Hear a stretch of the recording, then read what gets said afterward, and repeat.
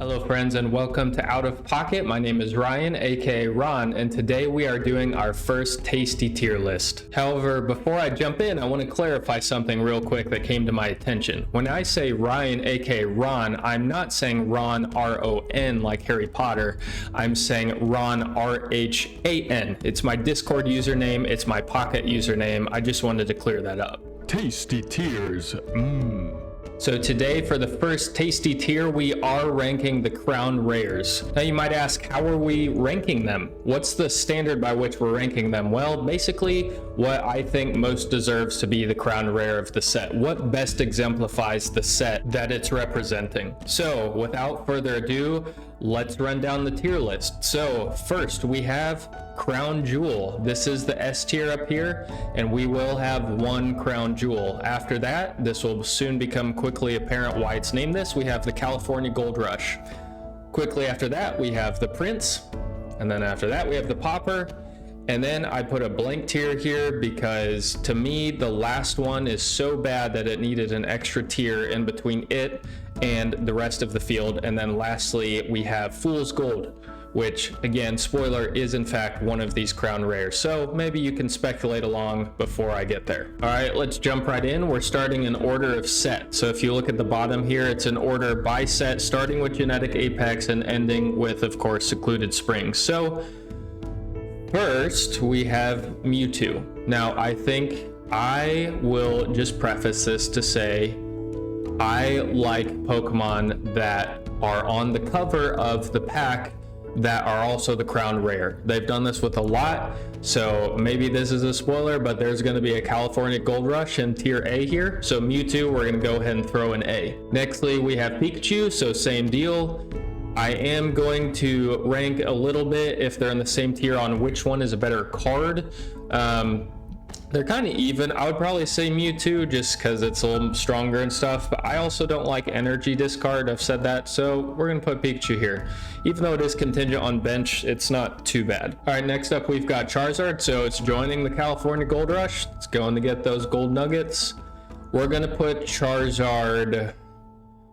Oh, should we put it in front of Mewtwo or not in front of Mewtwo? Because they both discard energy. I'm going to keep it here. It's okay, but I think Mewtwo's a little better. Okay, moving on to Mew. It is also going to join the California Gold Rush. We're getting real consistent here.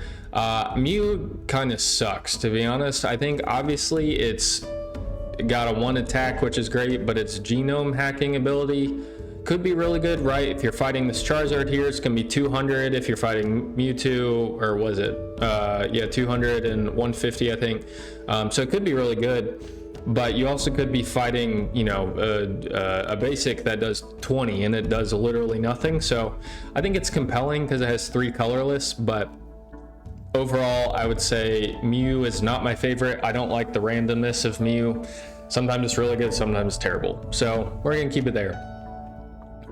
Moving right along, we have Dialga. So Dialga is going to join the Gold Rush. I've said it. This is going to be a pretty simple tier list to start. Dialga, I think I'm going to... In fact, I'm going to put Dialga at the top because now we're ranking by power a little bit. Dialga is going to the top because it's pretty strong, a little beefy, gives energy, decent attacks. Not too shabby. All right, next we got Palkia. Palkia, I'm gonna put right here next to its friend Dialga. Basically, I mean, I've got these in order.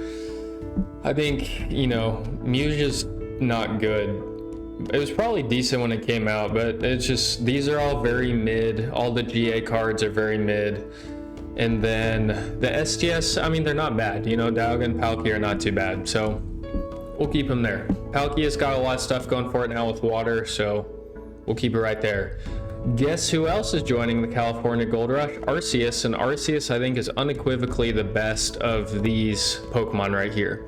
So we are going to put it right there. All right, and now we get to Pokeball. So Pokeball is a staple. Pokeball is in, I think, every deck, probably a 2 of, with Professor.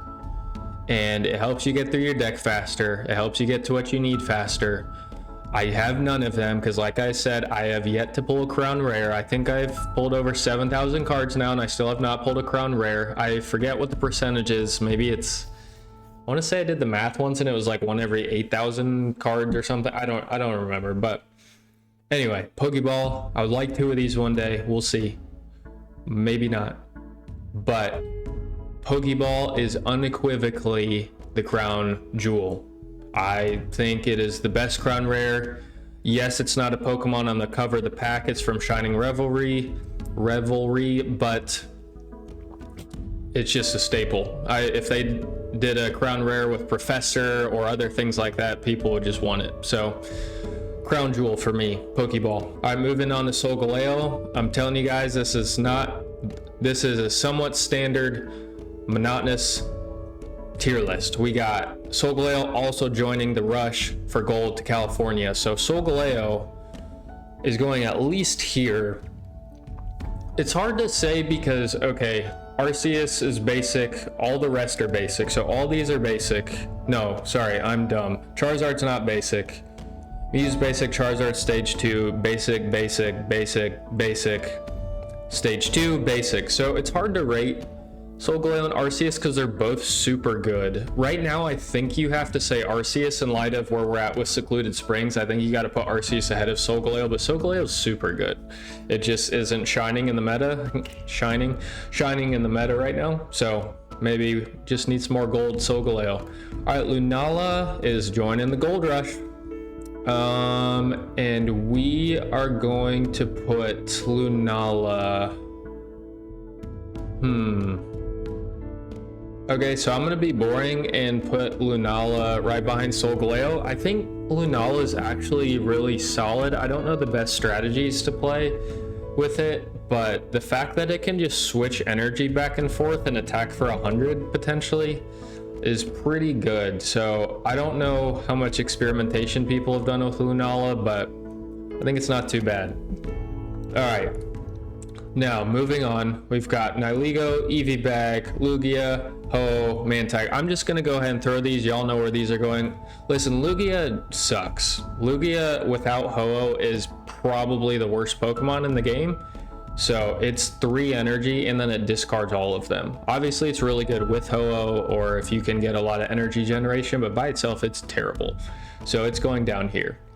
And then Ho-Oh, I'm going to put... I think just for the sake of the current meta, I'm going to put it right here. I'm going to put it right behind Arceus. So I'll plan to get into this a little bit later, but on math, Ho-Oh is actually super strong. So obviously math is only worth so much. There's synergy and stuff. I've mentioned this a little bit, but if you just put Ho-Oh in terms of the math that I've come up with, I would say Ho-Oh is one of the strongest Pokemon in the game. Just the fact that it can generate, it's colorless, so you can put it in any deck and it can generate 3 energy. Is obviously it can't go in every deck, but the decks it can go in, it's extremely strong. So Arceus is too though. So for the sake of the meta, we will leave Ho-Oh right here. All right.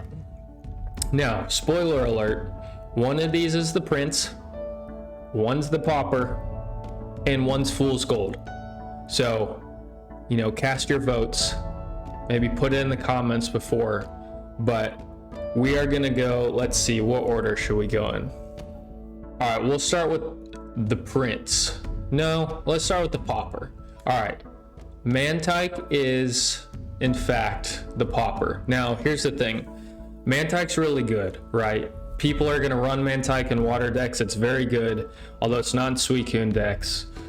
But the reason Mantike I'm putting in the proverbial C tier down here is the Pauper is because I, again, am a sucker. If I could have every card in this California Gold Rush tier and we just had one tier and we just had the pack Pokemon as the crown rare, I think I would be pretty happy. Now, to be fair, Crown Jewel, Pokeball, I think that's a great idea. I think Professor would be a great idea. I think you could do like Cyrus, Sabrina, just cards that people play. Like you could, if you made it those things golds, people would chase those. So outside of doing the pack Pokemon as the crown rare, I think you could do stuff. But Mantike is like, yes, water decks are going to run it. It's good, but why is it the crown rare? You know, like, it's not terrible because it's kind of a water set, but like, just make it Suicune, or even Entei or Raikou, but Suicune, you know? So that's just my opinion. It's the popper. All right, now, it might be obvious in light of what I've said, which is which. One of these is the Prince, and one is Fool's Gold. So Eevee Bag is the Prince. Eevee Bag's the Prince. I think Eevee Bag was good. I wish that it had just been Eevee or Eevee EX or whatever as the crown rare, because again, I like having the pack Pokemon as the crown rare, but because it was focused on Eevee and Eevee Grove, and because Eevee is on this card, and because this card is really good in Eevee, I think it's not bad.